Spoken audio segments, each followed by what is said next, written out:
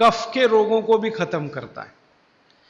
कफ के रोग आप समझते हैं, खांसी है, सर्दी है, जुकाम है, मोटापा है, वजन बढ़ना, ये सब कफ के रोग हैं।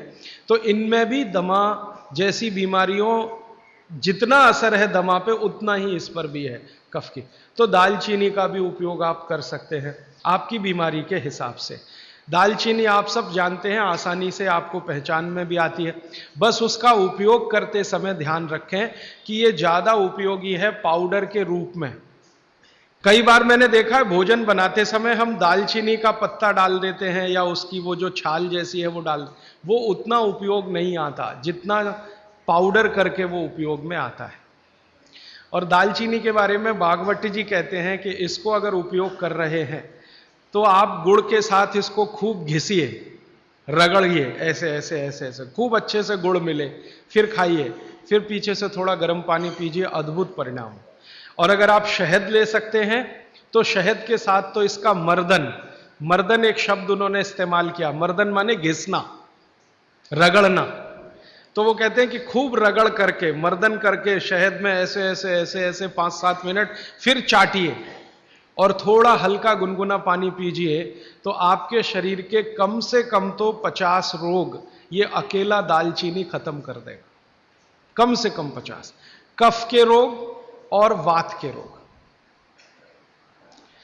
तो ऐसी बहुत सारी चीजें अपने रसोई में हैं। अभी मैं थोड़ा आगे बढ़ता हूं, रसोई से बाहर निकलता हूं, क्योंकि रसोई में अगर मैं बोलूं तो और 3-4 दिन जाएगा।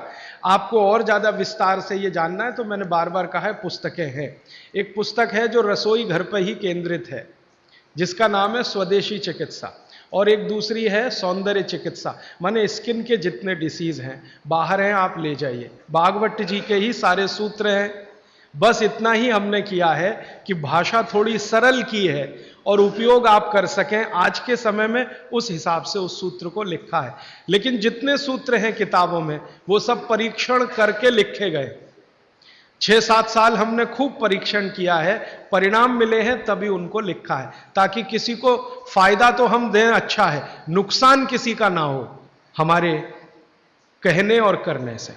मैं थोड़ा आगे बढ़ता हूं। भागवत जी कहते हैं कि भगवान ने, प्रकृति ने हमको जो बहुत सारी चमत्कारिक चीजें उपलब्ध कराई हैं, भगवान ने या प्रकृति ने, उनमें से एक चमत्कारी चीज वो बोलते हैं गाय है, गाय। भागवत जी कहते हैं कि भगवान ने और प्रकृति ने जितनी चमत्कारी चीजें हमें उपलब्ध कराई हैं उसमें से एक है गाय। और गोमूत्र के बारे में वो बहुत बखान करते हैं। बखान शब्द आप समझते हैं, खूब प्रशंसा करना, खूब प्रशंसा करना। वो कहते हैं कि ये गाय का मूत्र अद्भुत है, अद्भुत।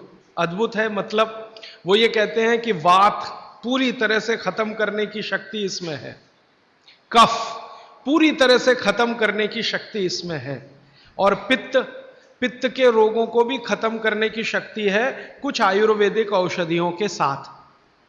वात और कफ को तो ये अकेला ही खत्म कर देता है, पित्त को खत्म करने के लिए इसमें कुछ औषधियां मिलानी पड़ती हैं।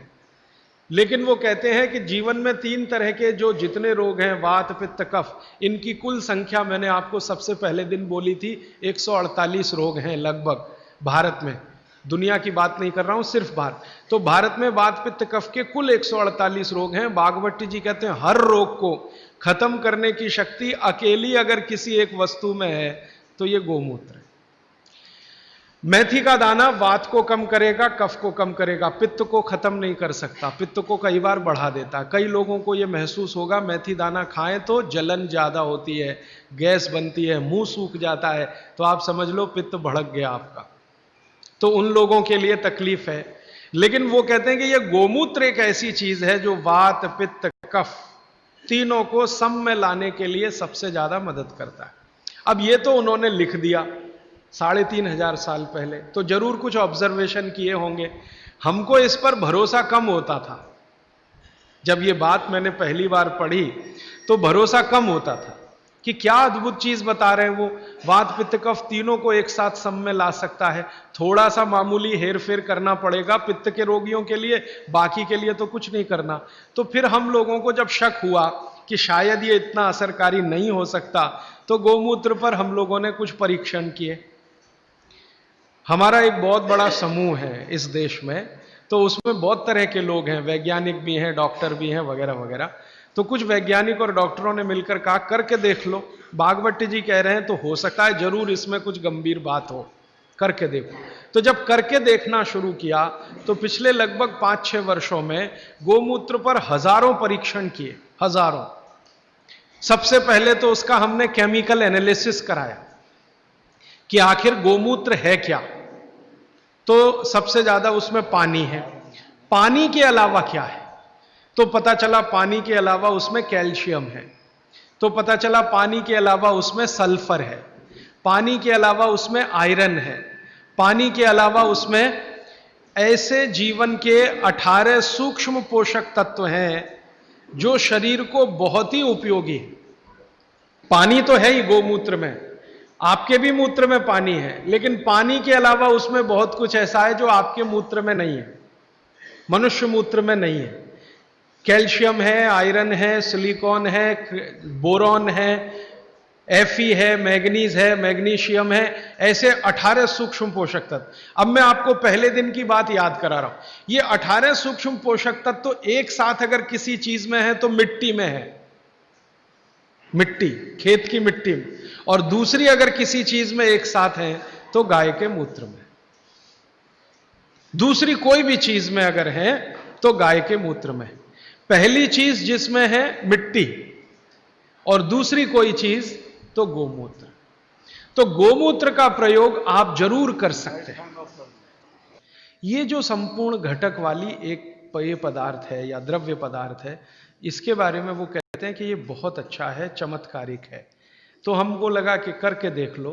तो इसका पहले हम लोगों ने केमिकल एनालिसिस कराया। एक लेबोरेटरी में गाय का मूत्र डिब्बे में भर के दिया, शीशी में भर के, कि जरा देखो इसमें क्या है।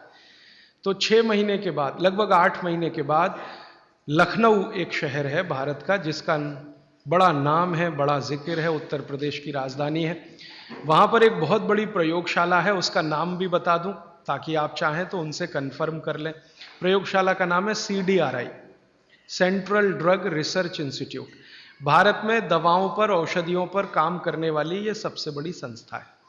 तो इनके यहां सबसे पहला टेस्टिंग हुआ। शीशी में भरा गोमूत्र हमने दिया और 3-4 तरह के गोमूत्र दिए। एक तो वो जर्सी गाय होती है ना, जर्सी